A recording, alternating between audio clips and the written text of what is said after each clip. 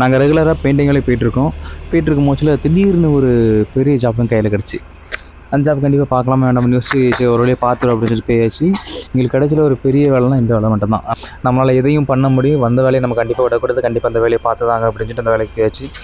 என்ன வேலைன்னு பார்த்தீங்க அப்படின்னா, ஒரு பெரிய பீம் நல்லா பார்த்துருப்பீங்க. இது எப்படி சொல்லணும்னு எனக்கு தெரியல, பேர் தெரில. அந்த பீமை கனெக்ட் பண்ணக்கூடிய அந்த போல்டு நட்டுக்கு வந்து பெயிண்ட் அடிக்க சொன்னாங்க. க்ரெயினில் ஏற்றி விட்டாங்க.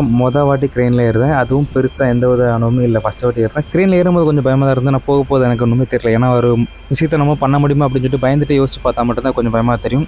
இதெல்லாம் ஒரு விஷயமா, இதெல்லாம் நம்ம பண்ணலாம் அப்படிங்கிற ஒரு தைரியத்தோடி பண்ணால் அது பயமாகவே தெரியல. அந்த மாதிரி நான் க்ரெயினில் ஏறி வேலையை பார்க்க ஆரம்பித்தேன். எனக்கு ஒரு பெரிய பிரச்சனை மாதிரியே தெரியல. க்ரெயினோட எண்டில் ஒரு தொட்டி இருந்த தொட்டில் தான் ஏறி பெயிண்ட் அடிக்க போனேன். அந்த தொட்டி ஏறும்போது நல்லா தான் இருந்து, போக அந்த ஹைட் ஏறும்போச்சு அந்த தொட்டி வந்து ரொம்ப கிராஸ் ஆகிடுச்சு. நிற்கிறதுக்கு கொஞ்சம் பயமாக தான் இருந்துச்சு. ஆனால் போக ஏதாச்சும் ஒரு பயமாக தெரியல எனக்கு. என்னோடய வேலை எப்படி இருக்குது அப்படின்னு பாருங்கள். பிடிச்சிருந்தால் லைக் பண்ணுங்கள், ஷேர் பண்ணுங்கள், நம்ம சேனலை சப்ஸ்கிரைப் பண்ணுங்கள்.